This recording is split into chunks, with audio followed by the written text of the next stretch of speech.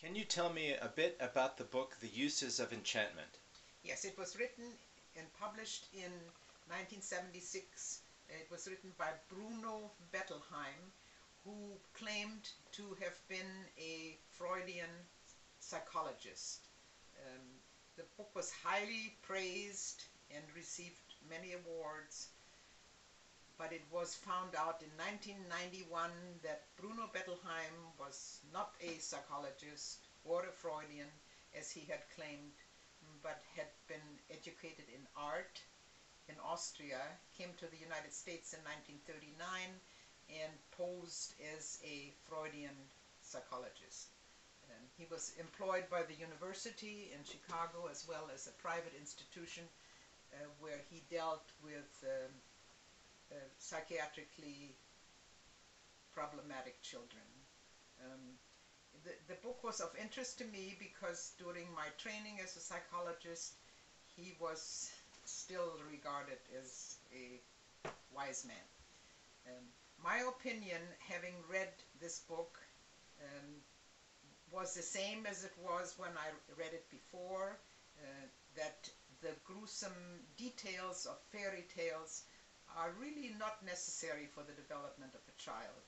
Um, he talks about the necessity of having experienced fear and panic and isolation and desperation in order to grow up, because that, according to him, it is not something that you can actually discuss with anybody. You kind of have to work it out yourself. Um, the fairy tales that he cites, numerous fairy tales, he plugs them into psychoanalytic theory and sees them as very helpful. Um, During my experiences, I have actually seen the absolute opposite. I have seen that the healthiest children develop by reading realistic literature. From an early stage in their lives, you can tell what a child is interested in. You can, by reading to a child, you can kind of figure out by the questions that they ask you to see if they have any further interest in any particular subject. And as parents, in my opinion, if you really want to enhance your child's education, you need to then provide them with children's books that are in relation to whatever their area of interest is. I think what we are seeing in this decade, uh, there are there is more availability of such subject matter. There are actually books that will relate to science in a way that a child can understand it. A particular area that needs to be addressed is history. A child will early on be interested in what was the world like when daddy or grandpa were living. How did they deal with people, with animals, and with the situation? Children also are interested in how do you approach the world around you? What is this tree and what is that tree and where do flowers come from and what are they called and where, how do you take care of things? Because as we know, as children grow up, uh, there is a huge responsibility of helping to take care of the world as they grow up. And if you have had a very unrealistic view of what the world is like, this could translate in a total disability to actually deal with the world and other people. You're talking about giving children facts.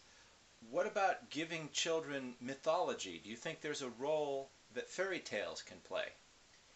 Mythology is not really harmful unless it is actually scary to a child.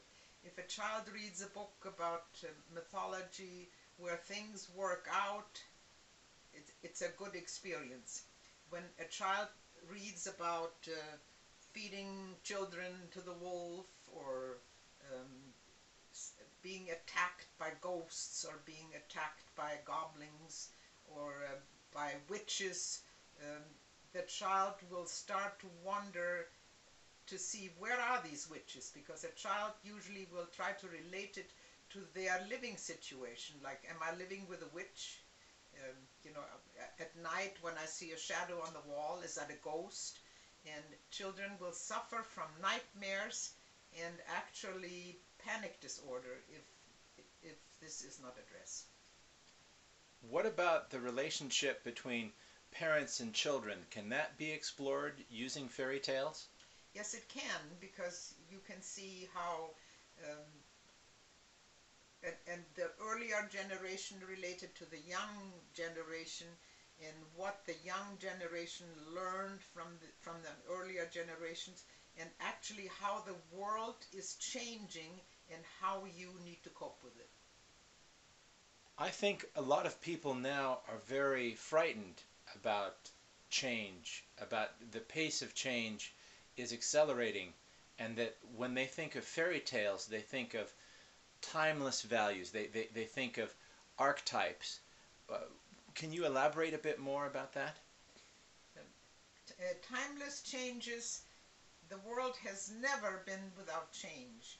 And even when you look at people such as the author of this book, being raised in Austria, having been in a concentration camp, coming to a foreign country, trying to fit into the foreign country, he had a lot of things that he had to deal with. And I can almost understand how he needed to look at the development through fear and survival, where our current generation is in a very different situation.